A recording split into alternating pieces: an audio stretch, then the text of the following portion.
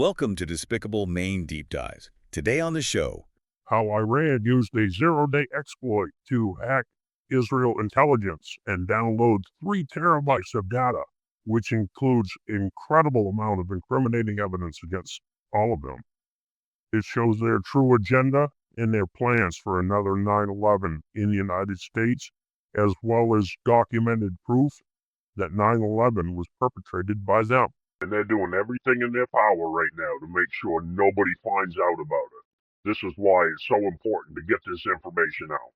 Yeah, today we're really diving deep into a stack of sources making some truly extraordinary claims. They allege this sprawling web of espionage, blackmail, involving top secret intelligence, deep cover programs, and even things described as, well, unspeakable crimes, possibly implicating world leaders. Everybody knows they've been doing this forever. right. This isn't just your standard geopolitics story, It's about what these sources claim is a global house of cards built on surveillance and coercion, where the stability of alliances, maybe even political systems, allegedly rests on these hidden vulnerabilities. So our mission today is to unpack these really extraordinary claims. We'll explore the material provided to us, and together we'll try to understand what these sources are alleging about how global perceptions might be manipulated, how agendas might be advanced behind the scenes. We're going to be looking at everything from, allegedly compromised world leaders to some explosive historical allegations that honestly challenge a lot of what many of us thought we knew about recent history. And it's really crucial to acknowledge up front That history has been manipulated forever. the unique and incredibly sensitive nature of the material we're working with It's only sensitive to those who don't want to know the truth. here. Definitely. Our sources detail what they explicitly describe as top secret Israeli intelligence, even a personal blackmail archive, supposedly uncovered through a huge recent cyber attack. And they're doing everything in their power right now to make sure nobody finds out about it. This is why it's so important to get this information out. Okay, so let's start at what our sources describe as the alleged flashpoint. Yeah. Just days before some major geopolitical strikes, a devastating cyber op, as they call it, supposedly sent shockwaves through global intelligence circles. Right. Iranian state hackers allegedly pulled off something really unprecedented. They seized a staggering 3 terabytes of top secret Israeli intelligence. Now, this wasn't just military secrets, which, would be huge anyway. Huge, yeah. But our sources emphasize it was specifically compromat. Yeah, and to really get a sense of the scale here, 3 terabytes of compromat specifically. Our sources imply this wasn't just like a random data dump. It suggests a strategic intelligence database, maybe designed for long-term pervasive control, not just a one-off tactical hit. Okay. 3 terabytes. I mean, just to put that in perspective, that's millions of documents, potentially. Thousands of hours of video, maybe countless private communications. And what's really striking, from what our sources say, is the specific mention of deep cover programs inside the United States being part of this haul. Deep cover inside the U.S. That's what they claim. These are alleged intelligence operations where operatives live under fake identities for long periods, totally integrated into society, sometimes for years, decades even, incredibly hard to detect, giving them, unparalleled access. Right. So this suggests a really vast, intricate network that, if it's true, goes way beyond standard intelligence gathering. The sources call this event one of the most devastating cyber ops in modern history. That phrasing really conveys the reported significance, the alleged existential impact it had. And the sources describe it as pretty sophisticated, too, not just a simple hack. No, they claim it was multi-staged. Started, allegedly, with highly targeted phishing against key Israeli intelligence people using zero-day exploits. Those are vulnerabilities the software makers don't even know about yet to get that initial foothold. And from there, they supposedly pivoted, started pulling data from secure intelligence servers, private networks. It was just grabbing files. It was allegedly a deep, methodical penetration designed to get not just military stuff, but human intelligence files, operational plans, and the full scope of these alleged compromat archives. They've been using their Pegasus zero-day exploit for fucking years now on about every device. So a really deep dig. A very deep dig, according to the claims. And the response, they say, was immediate and maybe disproportionate to what you'd expect from just a cyber attack. How so? Well, this hack was allegedly seen as an existential threat to Israel's global influence and the shadow networks it relies on. That's the quote from the sources. And they claim that within hours of this breach becoming known, Israel declared war, described, publicly as preemptive defense. Within hours. That's incredibly fast. It is. And what's really compelling here, as detailed in our sources, is the alleged nature of the initial targets of those retaliatory strikes. Okay. What did they hit? The sources claim the real targets weren't just, say, weapons depots or normal military sites. They allege the strikes specifically aimed at senior operatives, data servers, hidden bunkers, anything and anyone who could possess or leak what Iran had uncovered. So, cleaning up potential leaks. They're in damage control, all right. Have you heard anything about this on any of the news outlets? No. Damage control. That's the strong implication. It points to an alleged urgency that goes way beyond typical military goals. It suggests a desperate attempt, maybe, to contain the information itself. The immediate war declaration, according to these sources, wasn't just retaliation. It was about mitigating the fallout from this alleged leak, trying to erase the digital and human trails before this compromise could really get out. Okay, so this really leads to the big question then. What exactly was in this alleged compromise that would trigger such an immediate drastic response? Well, it would show the true scale of Israel's blackmail operations, their deep ties to Western institutions, how far they've actually gone to stage and manage geopolitics, the fact that Jeffrey Epstein was not just connected to, but key part of, Israel's blackmail operation, and was rescued and smuggled out of the United States to Israel rather than dying in jail. The truth about Israel's involvement in the 9/11 attacks, including foreknowledge, like assets embedded into the World Trade Center, and then the Mossad operatives, like the dancing Israelis, who admitted foreknowledge, including details like how the Israeli art students with explosive expertise training had long-term access to the North Tower. Pretty much information that would allow the world to see behind the curtain and reveal Israel's strategies for preserving the illusion. Let's unpack the alleged nature of these secrets, because this is where the claims become truly chilling and really central to the whole narrative in these sources. Our sources describe this compromat as containing evidence of crimes, unspeakable crimes, implicating some of the most powerful people on Earth. That's a direct quote. Can you imagine the amount of information that they have stolen over time? Like their Pegasus Trojan that's installed on cell phones, enabling undetected access to your messages, cameras, microphones, all that stuff. Unspeakable crimes. That's incredibly strong language. It is, and they get very specific about the alleged content. They mention private footage of world leaders and politicians captured through hidden cameras in their homes, along with hacked phone and laptop data. Their homes. Wow. Yeah, so this isn't just about political secrets or policy disagreements. It's an alleged deep invasion of personal privacy, designed presumably for maximum leverage. The level of alleged intrusion described is, well, astonishing. It suggests surveillance so pervasive it captures people in their most private, vulnerable moments. That's incredibly invasive. And it gets even more disturbing. Our sources explicitly referred to this material as Mossad's VIP pedophile blackmail material. They directly link it, in their words, to the weaponization of pedophilia. Okay, wait. Let's be very clear here. This is an extremely serious and disturbing allegation for the sources. Extremely. And the description of hidden cameras in homes, hacked personal data. It really underscores the alleged depth of the surveillance and the incredibly graphic and coercive nature of the material they claim was uncovered. And I'd be willing to bet somewhere that there's a server set up with all of their nastiest little porn or whatever that they trade amongst themselves. What do you think? The sources suggest this isn't just about passively gathering dirt, but about potentially constructing elaborate entrapment scenarios. Meticulously designed, they claim, to create irreversible leverage over high-profile individuals, ensuring their compliance or maybe just their silence. It's hard to even comprehend that level of alleged manipulation. It is, and this leads us directly to what the Iranian hackers allegedly found and described as the funniest thing ever to find. Netanyahu's personal blackmail archive. His personal archive. That's the claim. Our sources contend this archive was allegedly used to control not just adversaries, but powerful figures both inside and outside of Israel.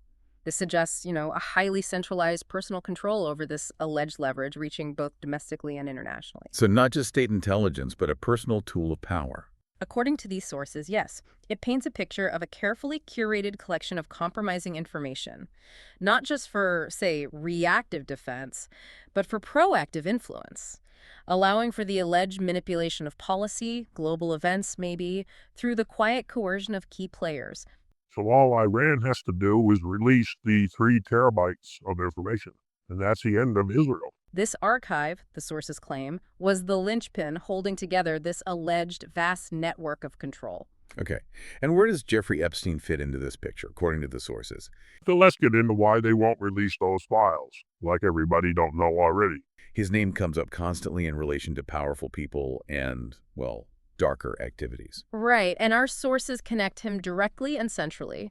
He's identified as not just connected to, but a key part of this alleged blackmail network. His name is already, synonymous with controversy. Yes, it mildly. Yeah, but our sources present him not as just some lone predator, but as an integral piece of a much larger and allegedly much darker intelligence operation. How so? What's the alleged connection? Well, his infamous VIP network, his mansions, which the sources claim were wired with hidden cameras, and his known ties to intelligence agencies are all presented by these sources as integral threads in a much larger operation built on surveillance and coercion. So the properties themselves were surveillance hubs.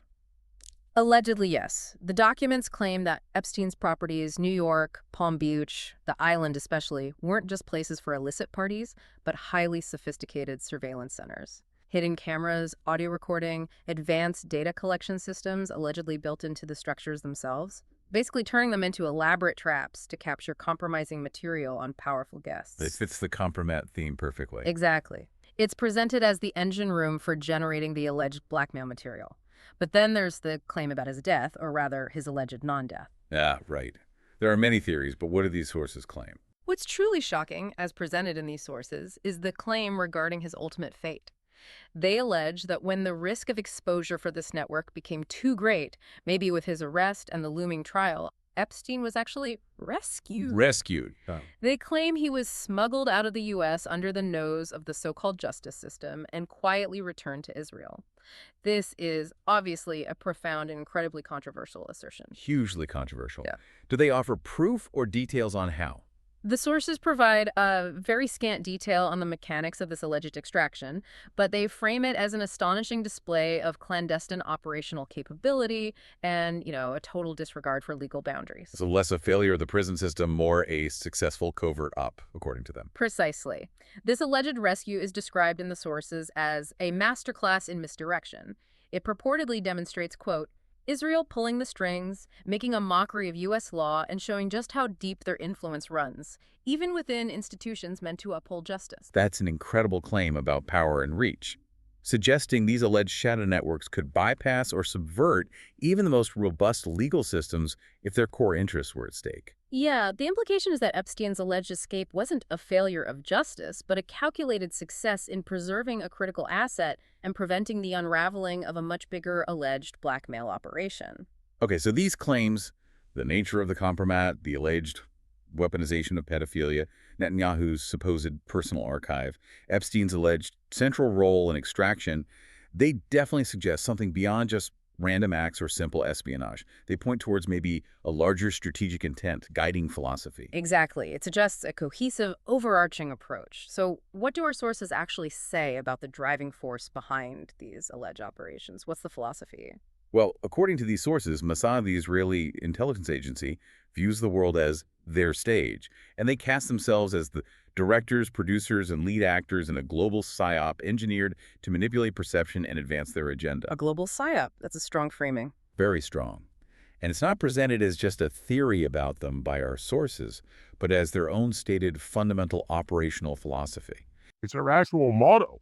A psyop, a psychological operation, in this context means using propaganda, psychological tactics systematically to influence emotions, motives, reasoning, and ultimately the behavior of foreign governments, organizations, groups, individuals. And they supposedly have a motto reflecting this. Yes, their official motto, as explicitly cited by our sources, is, by way of deception, thou shalt do war. Or sometimes translated as wage war through deception and trickery. Wage war through deception. This is presented not just as like a catchy slogan, but as an admission of their core operational philosophy, a guiding principle that allegedly permeates everything they do. It suggests a deeply ingrained strategy where covert manipulation rather than overt military action is the preferred, often primary weapon. So the goal, according to these sources, is achieving strategic objectives without firing a shot. just by controlling information and perception. That's the idea presented.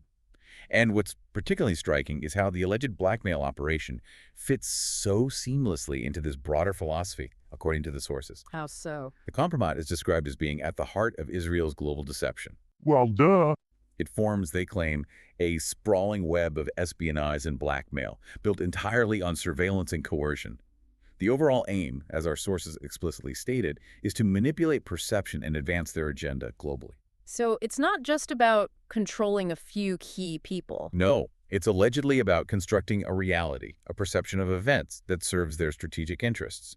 A reality built, they claim, on this foundation of hidden leverage. And through these alleged means, Israel purportedly uses these tactics to, quote, stage-manage geopolitics. Right.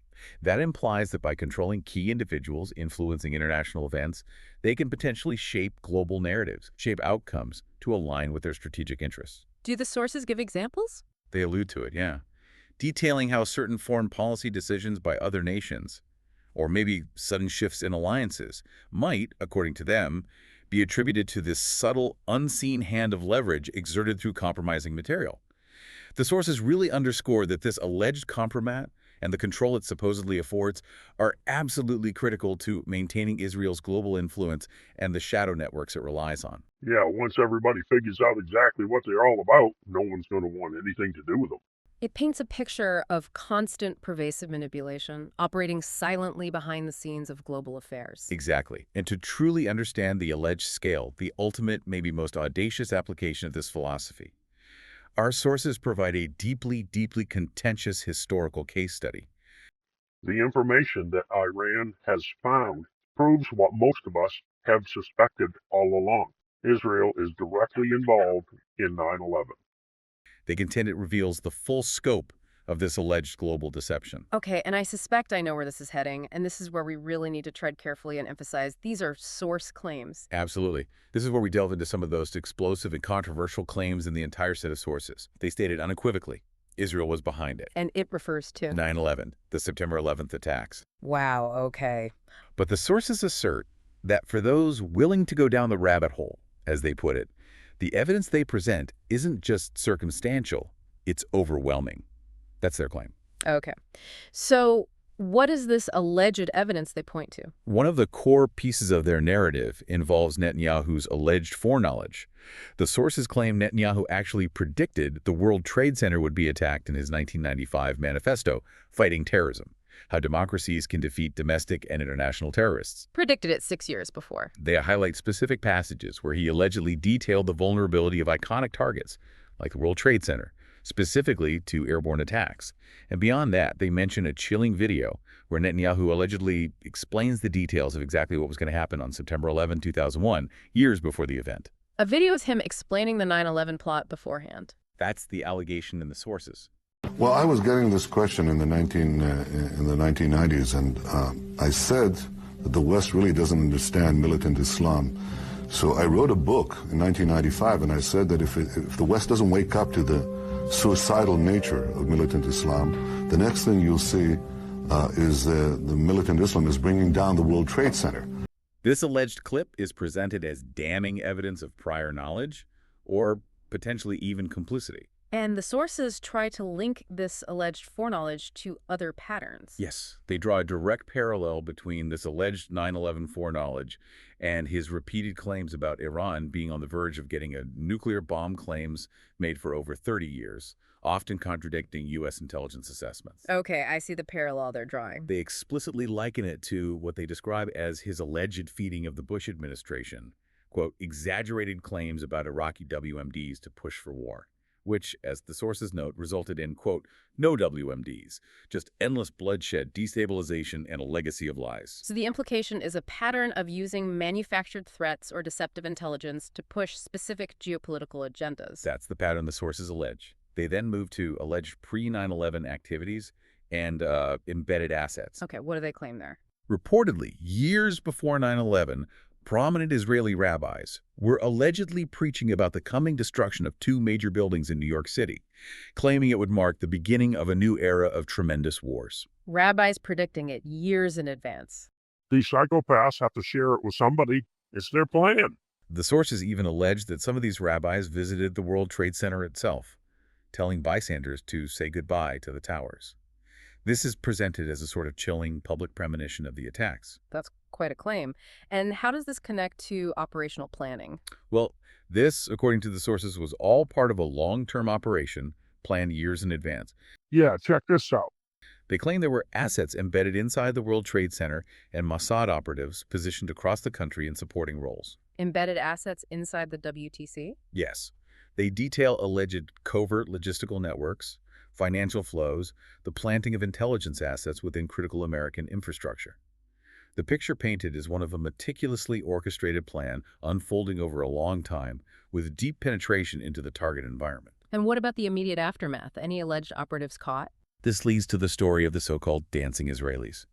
The sources claim some alleged Mossad operatives were actually apprehended right after the attacks, but their stories quickly disappeared from the headlines. The dancing Israelis, I've heard that term. What's the specific claim? The sources claim these individuals were seen celebrating or documenting the attacks from across the river in New Jersey. They were detained for about 10 weeks, reportedly, then released, returned to Israel, and then this is the stunning part of the claim. They allegedly appeared on TV and admitted they had foreknowledge of 9/11 and were in New York to document the attacks. Admitted it on TV. That's what the sources allege. They highlight this as a publicly available confession that was largely ignored or suppressed by mainstream narratives at the time. Okay, that's another major point from the sources. What about inconsistencies in the official story they focus on? They assert the entire operation, as officially described, was riddled with inconsistencies, sloppy, rushed, and full of holes. Yet they claim the media and the government locked arms in silence, refusing to ask the right questions or release the real evidence. Any specific examples they give? They highlight what they call the absurd anecdote of the hijacker's passport. That was the Thor's hammer passport. Ha. Saddam al-Suqami's passport, supposedly found miraculously near the WTC rubble. Right, the passport found on the street. Yeah, allegedly it floated to the ground completely intact after a jet fuel explosion that, pulverized steel, concrete black boxes. The sources state incredulously, a passport survives what the black boxes didn't. This is presented as a glaring example of alleged inconsistencies. That is a detail often raised by skeptics. Any others? Another specific allegation relates to the audio recordings of the hijackers' voices played on TV. The sources allege that these voices were actually voiced by an Israeli Hebrew. Voiced by someone else, implying the recordings weren't authentic. That's the claim. If true, it would suggest a deliberate effort to misdirect, control the narrative, casting further doubt on the official accounts and raising questions about where that audio came from. Okay, this is a lot of specific, very controversial allegations. Is there more? There's the piece about the Israeli art students. According to the sources, this was a group of so-called Israeli art students who had, quote, unrestricted access to the 89th through 95th floors of the North Tower for 4 years leading up to 9/11. Art students with unrestricted access to those specific floors. For years. That's the claim. Not security, not maintenance, but a rotating crew, allegedly given free rein on the very floors that were later hit by the plane and where the fires began. And the sources connect these students to intelligence. Yes. They claim some of these students have since been confirmed to be Mossad operatives with explosives expertise, with prime access to those critical floors. Explosives expertise. That's the specific claim. And what's more, they reportedly had team names, E-Team and Gelatin, as in blasting gel. E-Team and gelatin. Seriously. That's what the sources allege. They pose the question directly. Coincidence? Or a silent warning hiding in plain sight? This detail is presented as perhaps a coded admission, only recognizable to those in the know, further supporting the alleged direct involvement of these operatives and a mission possibly related to explosives. Okay, so you have alleged foreknowledge, alleged embedded assets, alleged operatives caught and released, alleged inconsistencies, and these alleged art students. It's a complex web of claims. It is, and it leads us to a crucial question the sources pose. Why are key documents related to 9/11 still classified decades later? That is a question many people ask. What answer do the sources provide? They offer a pretty stark answer. There's only one reason, because the truth is more dangerous than the official story. They contend the continued classification isn't about protecting national security from, say, foreign enemies. But about protecting who, then? It's about, quote, protecting themselves from us. protecting those allegedly involved from public scrutiny, from accountability, from the fallout that would come if the public ever learned what really happened that day. So the classification itself is presented as part of the cover-up. That's exactly how the sources frame it. These allegations, if even partially true, would reveal an extraordinary level of alleged control and deception operating at the highest levels. They imply the truth of 9/11, as described by these sources, is so profoundly destabilizing, it has to be suppressed at all costs. Which brings us back to the initial cyber breach and the alleged compromat. What are the reported stakes if that information, the stuff Iran allegedly got, were to become public? Our sources emphasize extreme urgency here. The potential consequences of exposure are described as dire. They state unequivocally that if even a fraction of this compromat goes public, the fallout would be catastrophic. Catastrophic how? What would be revealed? It's about much more than just a diplomatic scandal or losing face. It's presented as the potential collapse of a carefully constructed global illusion. Exposure, according to the sources, would allegedly reveal, quote, the true scale of Israel's blackmail operations, their deep ties to Western institutions, their weaponization of pedophilia, and how far they've gone to stage-manage geopolitics. So it connects directly back to that alleged Mossad philosophy of global deception, the global psyop. Exactly. The sources argue that such revelations would dismantle the very perception of sovereignty and integrity for many world governments, showing them to be potentially compromised or manipulated. And the sources claim the real objective in preventing release isn't conventional national security. Correct. According to them, it's specifically about preserving the illusion, preventing the world from seeing behind the curtain. And if the world sees behind the curtain, then Israel and probably most of the United States, if not the entire United States, will go right down. This reinforces that earlier idea of the world as their stage, their role in the global psyop. It's about maintaining control over perception itself, ensuring the narratives they've allegedly crafted stay unchallenged, and that their covert influence operations can continue without impediment. And they'd go to extreme lengths to keep it hidden. Well, that's because they have nothing to lose, because they're finished if this information gets out. The sources go very far here. They suggest that keeping these dark and explosive secrets hidden is so vital, allegedly, that they'd rather plunge the world into World War III than let the truth come to light. World War III, that's an incredibly stark claim about the perceived state. No, this is the reality of the entire situation. What do you think they're going to do? Just give up and say, whoop, we made a mistake? No. And our sources conclude with this powerful, almost desperate call. We must continue to reject lies relentlessly. The greatest act of resistance is exposing the truth. I say everybody should boycott these people, stop their funding, and make them go away. They're not out for any peace or truth. That's obvious. This is presented as the ultimate battle, a battle for truth itself, against what they describe as a pervasive system of deception. Wow, okay. From my experience, that's all Israel is nothing but deception. What do you think?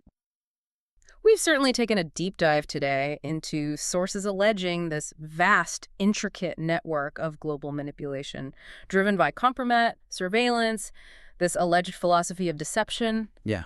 We've explored the alleged implications of that massive cyber breach, the supposed true nature of the Epstein network, Netanyahu's alleged personal archive, and some incredibly contentious, world-shaking claims about historical events like 9/11. Mm-hmm. The claims within these sources are, really without exaggeration, potentially world-altering, if true.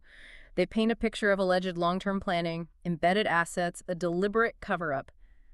It's a lot. It is a lot. Yeah. And the claims in these sources, whether you, the listener, find them credible or not, they really do highlight the crucial importance of critical thinking in today's information landscape, don't they? Absolutely. They challenge all of us to consider the narratives we're presented with, to question the forces that might be at play behind the scenes.